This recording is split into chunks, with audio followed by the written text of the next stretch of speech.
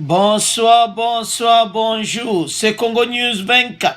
Chers téléspectateurs, comme toujours avant de commencer notre émission, nous disons merci à Dieu. Nous disons merci à nos chers abonnés et téléspectateurs qui nous suivent partout dans le monde entier et en RDC. Chers téléspectateurs, soyez les bienvenus à l'émission Nabiso. Comme d'habitude, sur la Masolo à RDC, à la une. Jeannot Mouima a tenté de s'enfuir avant de revenir sur sa décision. Bandeko, alingaki kokima.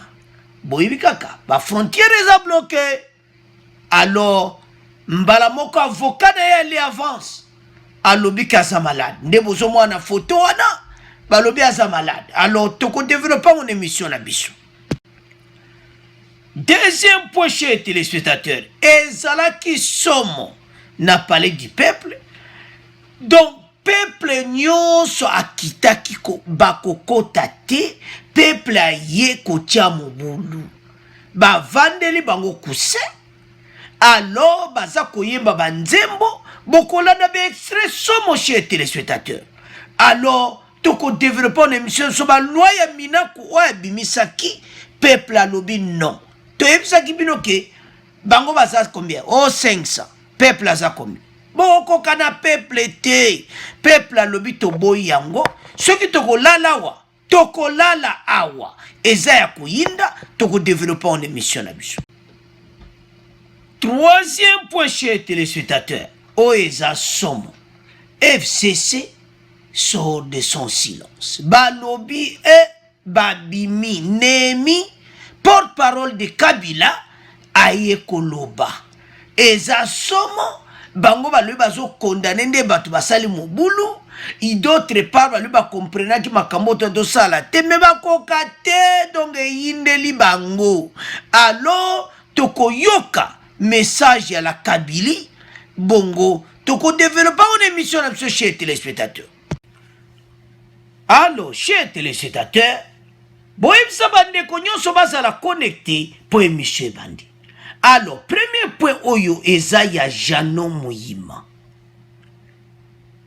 Ye a se balobi oka en fuite et tout ça. Ye mo yoki bazo luka ido, il a tenté de fuir. Tanga yoki ba umo luka ya lobi te. Tika kaka na mibimisa. Mais comme mibimisa ngo pe na ndenga stratégie. Mbala moka avocat bimi, oh voilà. Aleki na télévision, alobi voilà, akimité. Problème azana ngo azaki malade, azana hôpital, nde bozo mona photo wana. Na hôpital, yango wana moezati. Ba frontière eza ko kangama, oluki nzela ko bima te. Masaro akimaki akowaki yo lukado kimo ko simba te. O magama o retomber ka période ya bien. Poser des frontières au fond à bateau, au katsa braza facilement, ma bendani. Alors, à Djongi na maboko à l'État. Si kobazo senga yé liberté provisoire. Asa dja mokangami on a déjà décidé. Makala et ambaye. Ce n'est pas possible.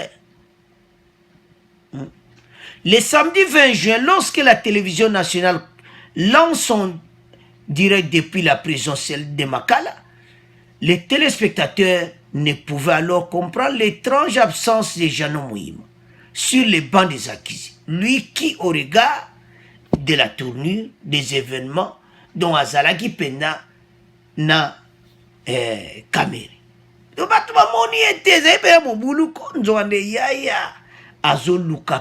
à Bendana. Alors, il faut disparaître, avis de recherche, bamoni moite ba ekomi bimisa. O aza malade, nzoto eza bien te. Malade, kende ba traiter na Makala. C'est ce que nous avons dit. Kamere alobai kayebi Mouima te. Et maintenant Mouima qui dit à part son avocat, makamande komo bima. Ezalaki wangana yo mais siko avocat na ya utolobake ye aza pena na passe ye azayi kaka asalaka mission kamera tindaki. kaka mission batindaki oh. Mais ye ayebi mbongo azwaki. Oui, makambo te ekitaka moto ya kamere, mais ye ayebi azwaki la na ye. Il faisait aussi des transferts à l'étranger. Muima aza mukambami. Alobi ke akene ka mission batindaki boba mbongo yango akene mission. Biloko yango akene mission wapi bandako yango. Alors Muima il a tenté. Oyibika vo tenter okima obenda no kende soki wapi. Mais kope simbiti. Alors Muima ayi kozonga na maboko aledo azo mukanga mendenga zawali. Oyo kabalobi ke coup de théâtre Muima réapparaît. La police et la justice de recherche, son avocat fait une sortie médiatique affirmant que son client est malade. Il serait fait opérer du cœur, un cœur qui faillit lâcher étrangement au jour du verdict. Oh, mon thème on est à maladie. Ils disent bêta, poum, poum, non, 10 ans, poum, poum, Muima, bien, et indi ko, ozape yango. Alors, chers téléspectateurs, dossier à Muima, et ça n'est clair. Aïba Kibala, a aucun prison malade, wana, moteme wana, oazobela, et ça n'est vrai motema te. Et zanda evike azokotanda kwa mulili. Ake ni kubeta ba carte, na vie na eveka, oya wangana kieke wangana nga, na wangana yo. Alors ke basola kitoko, ke yo, kende ko dédouaner ba plan 1 million yango so combien, mais je me demande même bambon pe caméra ça bisaka ba million kaka va chez le comptable kende retirer boy. Ah mon dieu, yango ya bovanda kaka na prison. Alors chers téléspectateurs, to tikango na bino to komo leka na point oye yindi na parler du peuple. Alors chers téléspectateurs, to komi na premier point na biso oyo manifestation à Kinshasa contre un projet de loi qui pourrait réduire l'indépendance de la justice. Donc manifestation oyo basali parce que ils ont moins clairement qu'ils ont réduit pouvoir judiciaire. Ils ont bloqué les rues de Kinshasa dans l'espoir d'interdire l'accès au palais du peuple, les bâtiments qui abritent l'Assemblée nationale. À un projet de réforme judiciaire controversé devrait être examiné. Chers téléspectateurs, peuple congolais ndenga yakiko, boko mona bilili donga ezali penando yoka akibalobi non. C'est ça. Peuple congolais, azé sous peuple congolais, bino bozaye kosakana na bangoti. Baza peuple assez à telemi, boko koka et le côté. Alors, chez téléspectateurs, mawa. Manifestation où ils ont l'accès clairement signal moko fort. Et pas ya FCC que ceux qui vont continuer et koyinde là-bas on m'a bé pourquoi? Parce que peuple sera sa moboulou, des autres de côté, alors fatia pour dissoudre le parlement et ça mawa. Alors, chers sénateurs, oyo kaka somo, ezaka kabana wewate, peuple atondi plein à craquer, police a expliqué bon que ba yo kibino. Bango ba lobi biso tokolala awa. Lobi na tongo, baza na place a kokota te. Ah. E yindeli bango. Chez téléspectateurs tala, baza koyemba ke totika na biso ba policier. Baza ba policier a fachi. Mais ba député, baza ba député a Kabila. Baza koyemba ke bazolo ba pena mabe. Donc, ils ont l'accès clairement que le peuple en a assez na batu oyo. Quand ils parviennent à bloquer l'accès au palais du peuple, les bâtiments qui abritent l'Assemblée nationale, ils ont moins que le peuple à Zanakanda. le peuple a dit on en a marre. De tous les coins de la capitale, Balobi, parler du peuple, Eza Bissou. Eza Bangote. Alors, chers téléspectateurs, Eza Somme, avant de développer mission Bissou, to yoka, peuple, bon, to continuer mission Bissou. Ah, tu vois, papa. Congolais faut informer à temps réel.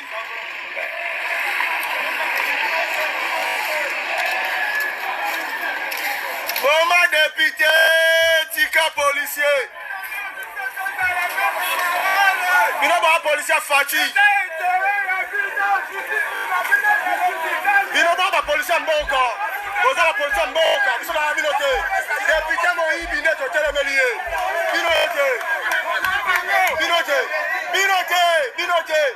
Bino ba problème ke. Bino ba problème na biso ke. Biso ba député miyibi. Biso ba député miyibi.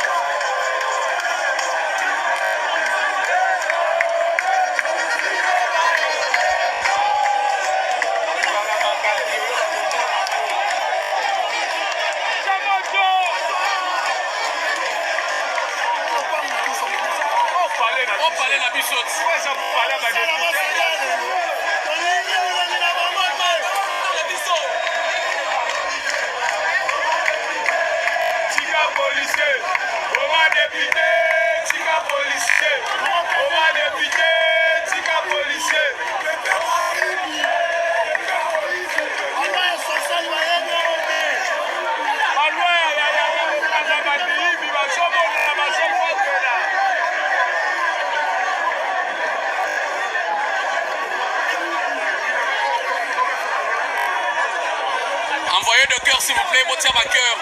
Motia ma cœur, bah signalez cette vidéo, mettez des cœurs s'il vous plaît. Motia ma j'aime, mettez des cœurs et des j'aime.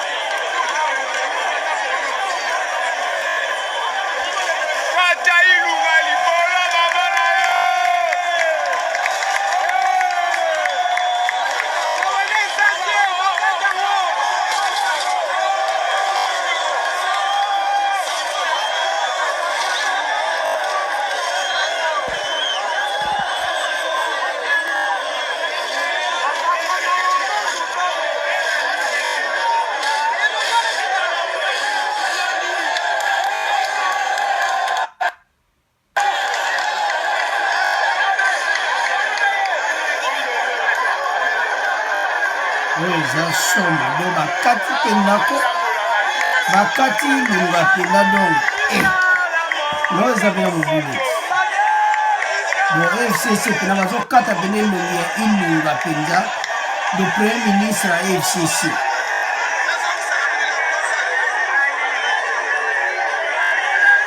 Donc mobulu pena donc, o balukaki yango. Bayebisaki bango ke peuple aleki bango, bango baza 500 pamba. Kale bela peuple baye. Le premier ministre atoboli elisu. Oh ça docteur.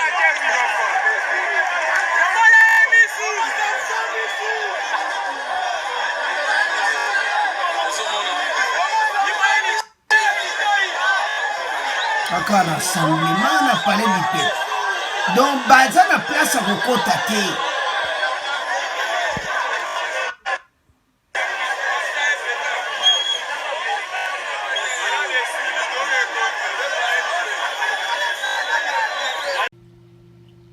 Alors, chers téléspectateurs, tolandi wana biso nyonso peuple. Ezolakisa clairement que peuple aboyi makambo wana. Aboyi yango. Justice oyo déjà evandi. Ezolakisa clairement motema mabe oyo bazana me peuple alakisi bango. Bakati nanu photo wana ya Ilunga passe premier ministre na Janine Mabunda bango tubata FCC premier ministre kutalobaka na eti bazo luka na ba photo Mabunda bakando bakuti bena premier ministre bakati ndebo moni wana peuple azana colère bazana besoin makambo ekende na nzela. Peuple a lobby, on en a marre, chers téléspectateurs. Parler du peuple wana, et ça, bayaka pona intérêt à peu, bayaka pona be intérêt na bango. Et là, on y bazo banga. Et ça, clairement, bazako banga passe yinde la bango mabe, koye la bango somo. Babi, awa. Eza mobulu. Donc problème ndenge komi. Donc ndenge situation ndenge zo kendeko. FCC faut pas faire attention parce que peuple congolais wana zesu peuple wana to ba sakana kina ba on a 18 ans passés. Asa peuple à comprendre nyonso mobimba FCC. Diamba tomboli ana non à FCC. On en a marre. Bango bazo mona depuis pourquoi bazeleka le ba condamner Kamere. Tant kaka ba condamner Kamere kaka bo. Oh. Ba condamner Kamere. Mais pourquoi? Bozo banga nini. Ezo laksa clairement que bango bazo nga ba renforcer nini a justice do ba django en otage quoi. Le quoi baza majorité parce que makamotu ba pone ko leka na ngote. Ba baza majorité kuna. Et le quoi bien ça ka opeksa ba on ba sala ya ngote. Eza ma ko mona ba jugement oyo bango ba sali. C'est pour ça que le peuple a été bloqué.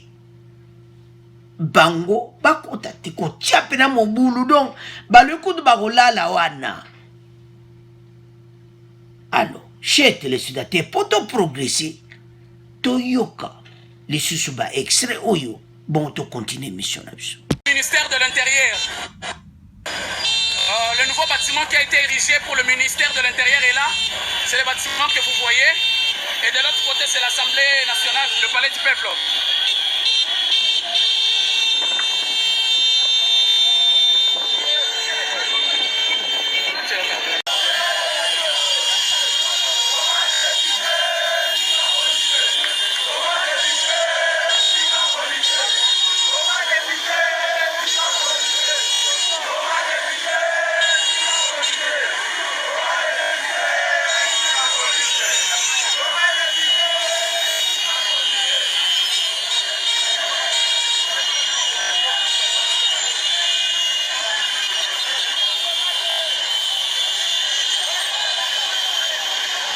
Ouais, plezo uta batwangiringiri bango wana bazoya.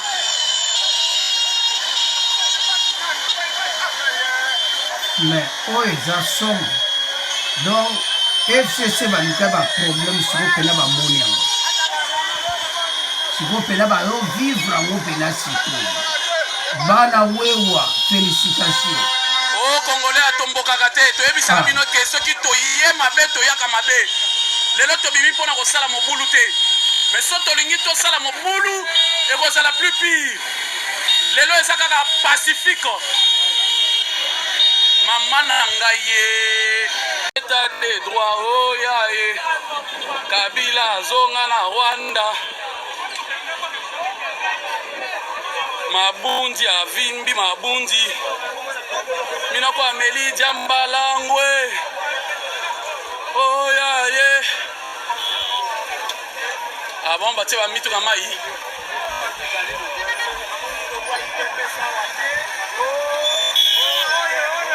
Logo ya ide pesa wezate.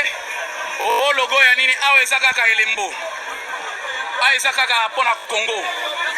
Pona ekolo.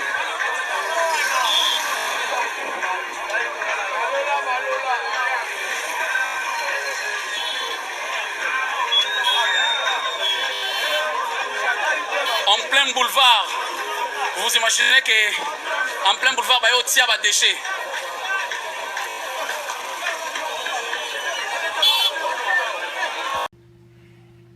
Alors, chers téléspectateurs, nous avons suivi. Pourquoi peuple a la colère? Parce qu'ils ont bien compris. Parce que Bango Bazo Kansa, et c'est ce que le peuple a compris.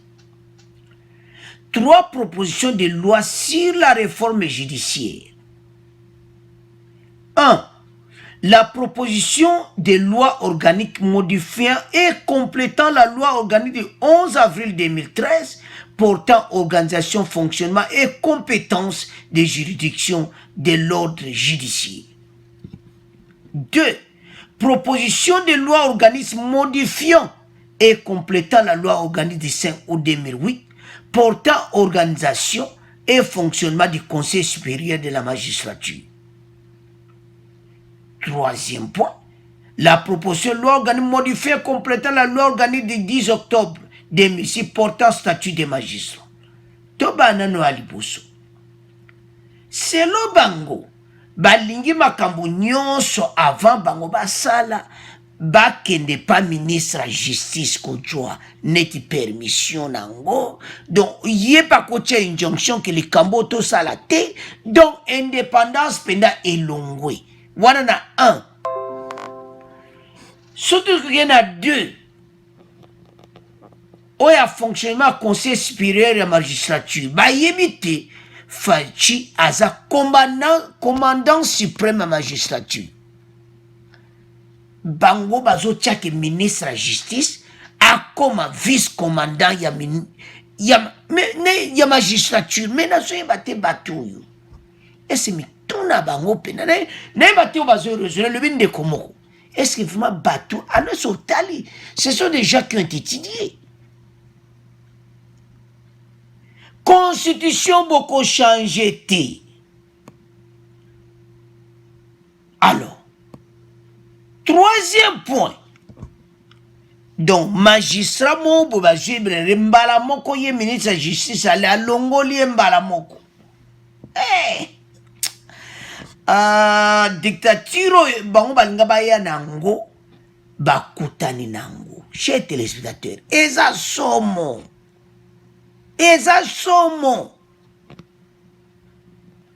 Tolanda bexre oyo omona ke bazoloba na colère sikoyo ke palais du peuple eza ya biso ba congolais. Biso to tchaki bango kuna toza pe ko peksa mbakota te eza ya koyinda esi eyindi parce que bat oyo bazoyoka te. Un jour bakolamuka kaka na tongo bakuti penako bakokota te. Kankonda za ministre ya l'intérieur ayebisa kamba mo kasongo yebisa bato ya mutu akota te. So ministre l'intérieur alobi makambo esili te. Donc soki natali FCC bakoloko mutu soki babeti eloko moda kuka uyenga partout pona nini? Bango bandimaki teke kamera kokende prison bandimaki te. Taba monika kamera koti ya mbala moko adire de kingankati grande réunion minaku sakata. Bo comprendre ga. Minaku sakata. Oh. Bo pesa be kombo loi wana tala. Otika ko. Tika tu ba wana. Peuple congolais zoyemba balingi lisuba député wana te. Alors chez Teres baluki bango moka bato luka ba problème. police kutu mona on essaie police azoya kobondela bango bango bali biso toye pona bino te bino bozaba policier fachi biso toyeli nde ba député eza ya koyinda essaye ntolanda extrait oyo bongo to continue mission na biso ba 57 millions ba yibi wana za taxe na ngana yo otutaka ndesi ko bazoyiba ezamboka ya moto moko te ni ya Tshisekedi ni ya Kamel ni ya Bapemba eza affaire nationale palais eza palais du peuple eza palais de des députés te toye nde pona ko défendre palais na biso lokola totindaki bakome baeli baza baeli ya bavadre na bango baza baeli du peuple te c'est la raison pour laquelle nous sommes ici parce que bango baza wana inikima mpona baloa ya bango il y a des lois oyo baza voter pour l'intérêt ya peuple baproposition ya loa wana bafunda na comme contre le Congo bavandeli yango tolobi nyet biso il faut totelemela mpona justice eza mpona boto tu plus tout que tomoni justice yango ebandi otombwama justice eza mpona pauvre mpona riche bango balingi bakanga justice en otage comme d'habitude ezala kaka bakujike esala là nous disons non. Est-ce que vous pensez que pour dire que nous allons jusqu'au bout s'il s'agit de dormir ici mon frère nous allons dormir jusqu'au bout le contraire que personne ne peut tromper oh non c'est non tant que nous sommes ici nous avons laissé nos femmes et nos enfants à la maison nous nous sommes sacrifiés ici pour un cause c'est ça c'est ce que nous voulons vous dire nous sommes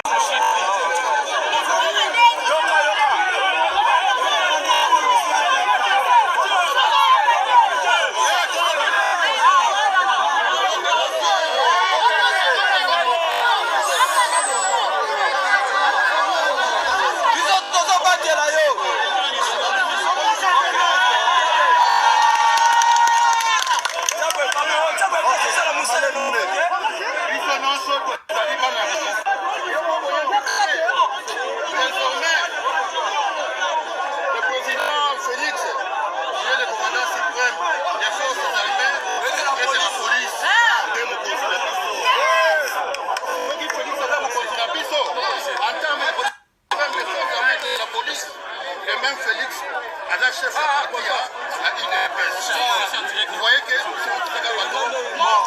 puisque nous dépendons d'une seule personne,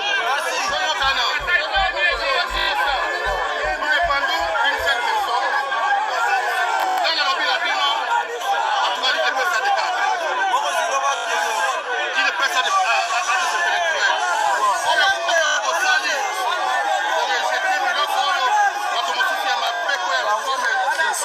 le monde a compris. Merci. Le monde a compris. Ce qu'il est là, on l'a dit, n'importe quelle chaîne de télévision.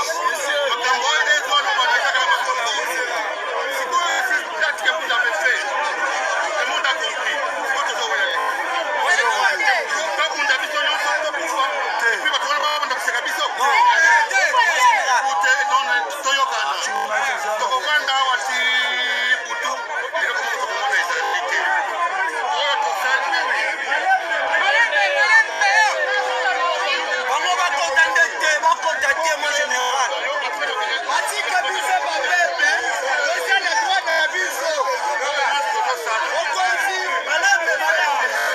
L'UDPS juge anticonstitutionnel les 3 propositions de loi faites par leurs partenaires du FCC.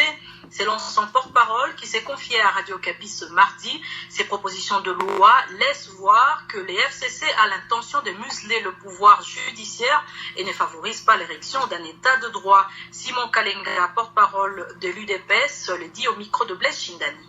L'UDPS n'est pas d'accord avec les propositions de loi initiées par nos partenaires de FCC pour le simple fait que nous prenons un état de droit. Dans l'état de droit, une première considération est que la séparation de pouvoir doit être respectée. Les propositions faites par nos amis du FCC laissent carrément voir qu'ils ont l'intention de museler le pouvoir judiciaire. Et cela va à l'encontre déjà de ce qui est prévu dans la Constitution. Si vous prenez les articles pertinents de la Constitution, il est bien dit qu'on ne peut pas réviser. Je prends par exemple l'article 220 déjà, on ne peut pas procéder à la révision en cette matière de séparation de pouvoir. Et dans la séparation de pouvoir, nous pensons bien que le pouvoir exécutif n'a pas à empiéter sur le pouvoir judiciaire. Or, les trois propositions faites par nos amis du FCC tendent à subordonner le pouvoir judiciaire au pouvoir exécutif par le biais du ministre de la Justice. Ça, c'est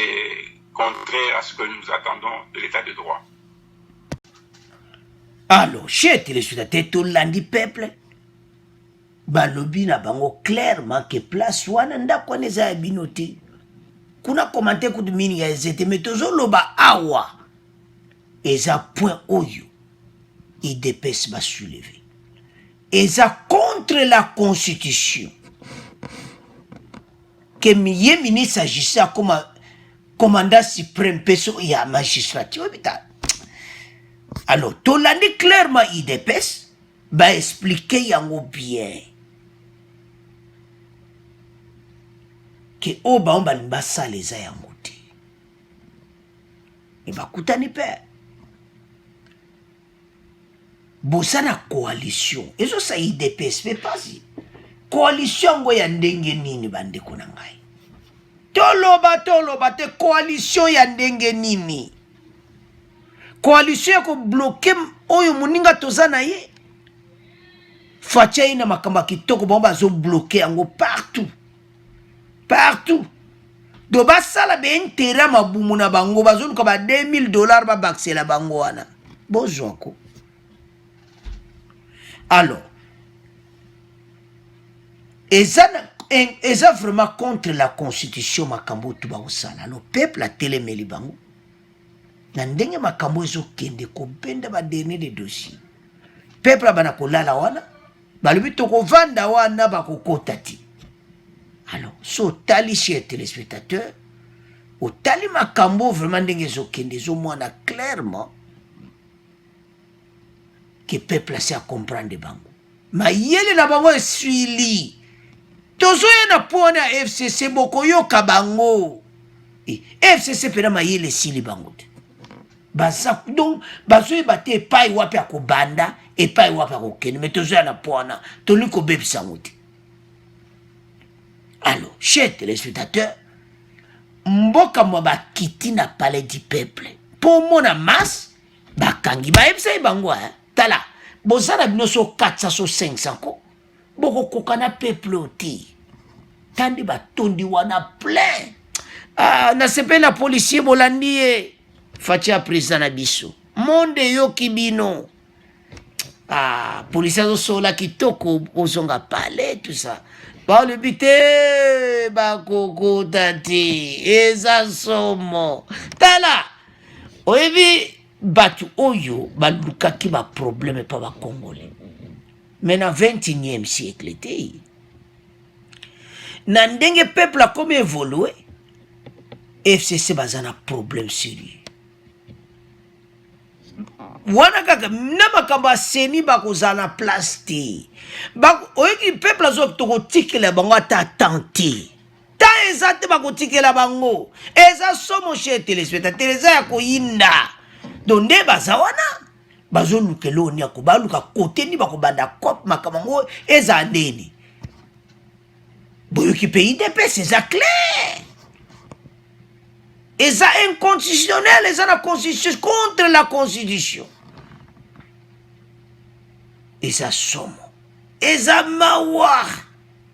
Comme on a bloqué ndengwa. Bato banima mema pays ndengini.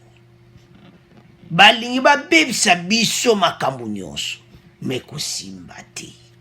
Alors chers téléspectateurs, totiki pona bino tokomo leka na point ya la Kabylie. Alors chers téléspectateurs, tokomi na point ya FCC. Ici Némi Abimi na Twitter nde bozo mona wana tala batu oyo eza mawa tant ba osala ba masolo na ba cadre ba business na bango ba yebi na moto ba osala. Les FCC condamnent et dénoncent la manière la plus ferme et énergétique tous les actes prémédités de vandalisme dont sont victimes les hauts responsables, chefs de parti et regroupement de sa plateforme. Néhémie affirme que ces actes inquiétants deviennent récurrents. Acte inquiétant quoi. Tala. FCC pena ba moni angu babi peuple congolais a comme une colère. On est mina donc wana Kabila kakene koloba. La Kabila ça un problème sérieux na makambo. Réagissons aux manifestations mardi et mercredi 24 consécutives aux propositions de loi controversées sur la réforme du pouvoir judiciaire.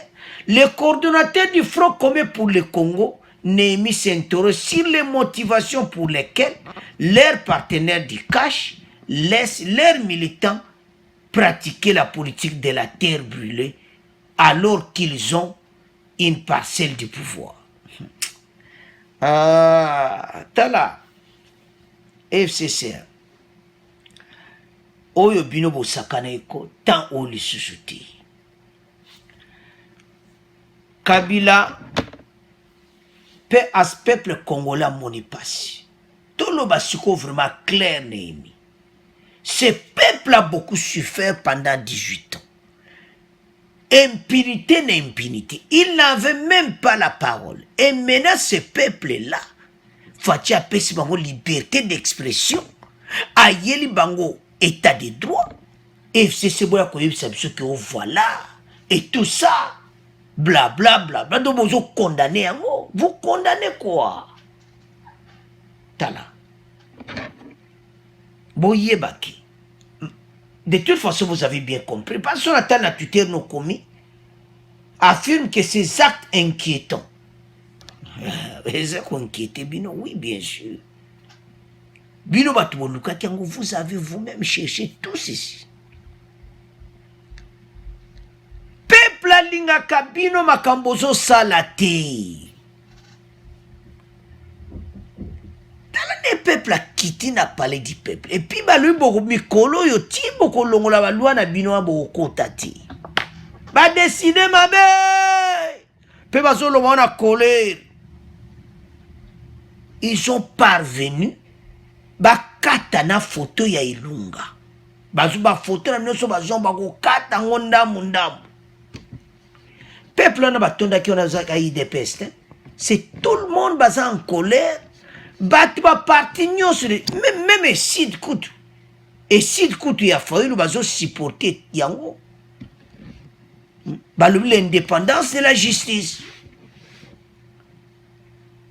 Katumbi parti ne pas outoloba que l'indépendance de la justice. Bon FCC Boya. Oh là là.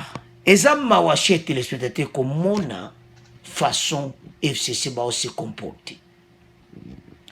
Pourquoi alors qu'ils ont une parcelle du pouvoir reconnue par la Constitution, doit-il se laisser aller dans une politique de terre brûlée? Bassa la moté. Mais bino bokoyoka. Bon si bon de boza FCC boza pena batami tout ma case de boza kadon le kola bozo bo décider bino linga makamna mne sala le quoi boza majorité. Peuple a na colère. Balobi ko lekati. Et l'équipe était quoi? Et Simbi Petit. Alors, chers téléspectateurs, Toyoka extrait ou Toko Yoka PFCC. Boko Yoka. Déclaration là-bas. Ils ont même dit qu'il fallait bien expliquer peuple en un texte. Mais texte, c'est ça clair. Injonction, il y a ministre de la justice. Donc, à côté de les Cambou et les Katé, les Campés et les Katé. A comme vice-commandant suprême de la magistrature. Peuple a bien voté. A tous les 3 points que vous avez soulevés. Et puis pour un souka, bon, abanako suspendre ma magistrat. Yé ministre de la justice. Tala. Ba PC pouvoir nyosoko, c'est le Saint-Tunda Tabou Vanda. Alors, Toyoka FCC, bon, on continue mission là-dessus. À la déclaration de l'UDPS, le député national Félix Kabange Numbi du FCC pense plutôt le contraire. Selon lui, les 3 projets de loi sous examen à la Chambre basse du Parlement viennent renforcer les dispositions de la Constitution en cette matière. On écoute l'élu de Malembankoulou au micro de Richard Junior Kamunga.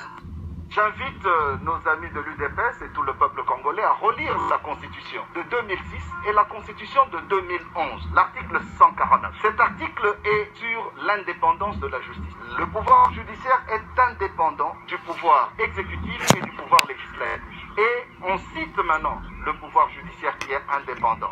On parle de la Cour constitutionnelle, on parle de la Cour de cassation, du Conseil d'État, de la Haute Cour militaire, ainsi que des cours et tribunaux civils et militaires. Mais lorsque vous lisez la Constitution de 2006, vous allez voir qu'on ajoute les magistrats de parquet. On les a retirés dans la Constitution de 2011, tout simplement parce que les magistrats de parquet relèvent du ministre de la justice. Donc c'est très important qu'on parte de cette constitution. Donc les 3 projets de loi sous examen au niveau de l'Assemblée ne viennent pas ex nihilo. Donc ça vient pour renforcer les dispositions de la Constitution. C'est la même chose, nous sommes en droit comparé. Lorsque vous voyez la Constitution ou le système judiciaire français, belge, de qui d'ailleurs nous avons hérité beaucoup de choses, c'est la même chose. Les 3 propositions de loi Minakou et Sakata portant sur les réformes du système judiciaire congolais apportent plusieurs initiatives. Elles renforcent notamment le pouvoir d'injonction du ministre de la Justice en lui permettant de sanctionner par mesure conservatoire certains magistrats reconnus coupables d'infractions. Sachez également que le Palais du Peuple a été une fois de plus envahi par des manifestants ce mardi. Plusieurs dizaines de motards ont pris d'assaut les périmètres du Palais du Peuple, scandant des chants hostiles au bureau de l'Assemblée nationale. Pour ces manifestants, les 3 initiatives d'Aubin Minakou et Gary Sakata du Front commun pour le Congo risquent de bloquer le long de l'avènement de l'état de droit au pays. Il plaide donc pour le retrait pur et simple de ces réformes qu'il juge anticonstitutionnelles. La lutte pour... Alors, chers téléspectateurs, nous avons suivi FCC. Que la loi au Bango va renforcer tout ça, mais il n'y a rien. Et ça m'a dit penande koutia des autres. Baye ko bomande état de droit. Les 3 propositions, Congolais va comprendre yango. Et ça clair. Et ça n'a place à taille qui me la té oh le lobo le bakebiso to ibi angoti. Les 3 positions ça clair au bobino bopesi. Congolais nyonso ayebi yango. Mais tout ça comme moi FC ça zomona te que ça contre la constitution. À ce temps, article 149 et tout ça. Et ça m'a dit, il va changer la constitution. Et que simba te parce que le peuple a téléméli yango. État de droit, oui, bato baza moté à ma belle. Bah, moi, je pense que oui, état de droit est vandiko. Bah, bien, comme état pena, so ite fachawa. Makamwe kitoko. Do bolingi mboka te. Tozo comprendre depuis binote, bolingi mboka te.